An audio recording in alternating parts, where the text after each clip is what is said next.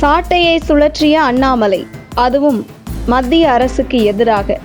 நெற்றிக்கண் திறப்பின் குற்றம் குற்றமே. யார் தவறு செய்தாலும், அதுவும் தமிழக நலனில் ஒரு குண்டூசி அளவு பாதிப்பு என்றாலும் நெற்றிக்கண் திறப்பின் குற்றம் குற்றமே என்கிற நக்கீரன் சொல்லுக்கு ஏற்ப மத்திய அரசுக்கு எதிராகவே தமிழக நலன் காக்க முன்னாள் பாஜக தலைவர் அண்ணாமலை குரல் கொடுத்துள்ளது தமிழக அரசியலில் மிகப்பெரிய விவாத பொருளாக மாறியுள்ளது.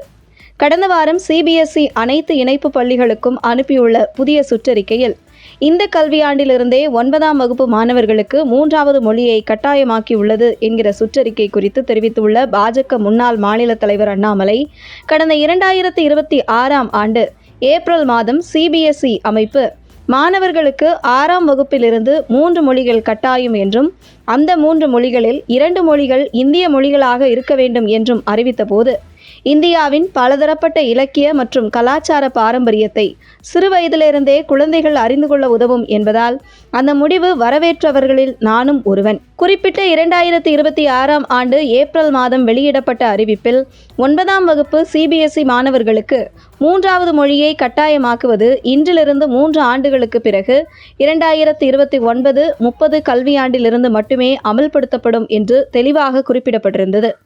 ஆனால் கடந்த வாரம் மே 15, 2026 அன்று சிபிஎஸ்இ அனைத்து இணைப்பு பள்ளிகளுக்கும் அனுப்பியுள்ள புதிய சுற்றறிக்கையில் இந்த கல்வியாண்டிலிருந்தே 9ஆம் வகுப்பு மாணவர்களுக்கு 3வது மொழியை கட்டாயமாக்கியுள்ளது. இதன் மூலம் 2029-30 கல்வியாண்டிலிருந்து மட்டுமே அமல்படுத்தப்படும் என்ற தனது முந்தைய அறிவிப்பை சிபிஎஸ்இ அமைப்பு மீறியிருக்கிறது.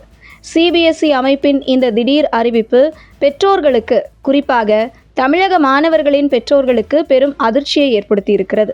ஏனெனில் அவர்களின் குழந்தைகள் ஏற்கனவே 6ஆம் வகுப்பிலேயே தாங்கள் விரும்பிய மொழியை தேர்வு செய்துள்ள நிலையில் தற்போது வெளியிடப்பட்டுள்ள புதிய அறிவிப்பின்படி 9ஆம் வகுப்பு மாணவர்கள் 3 மொழிகளை கட்டாயமாக கற்க வேண்டும் என்றும் அதில் 2 மொழிகள் இந்திய மொழிகளாக இருக்க வேண்டும் என்றும் அது இந்த கல்வியாண்டு 2026 ஜூலை 1 முதலே அமலுக்கு வரும் என்றும் கூறப்பட்டுள்ளது. மிகவும் குறுகிய காலத்திற்குள் 9ஆம் வகுப்பு மாணவர்கள் மற்றுமொரு புதிய மொழியை கற்க வேண்டும் என்று எதிர்பார்ப்பது குழந்தைகளுக்கு தேவையற்ற மன அழுத்தத்தை ஏற்படுத்தி அவர்களின் மொத்த கல்வித்திறனையும் பாதிக்கும்.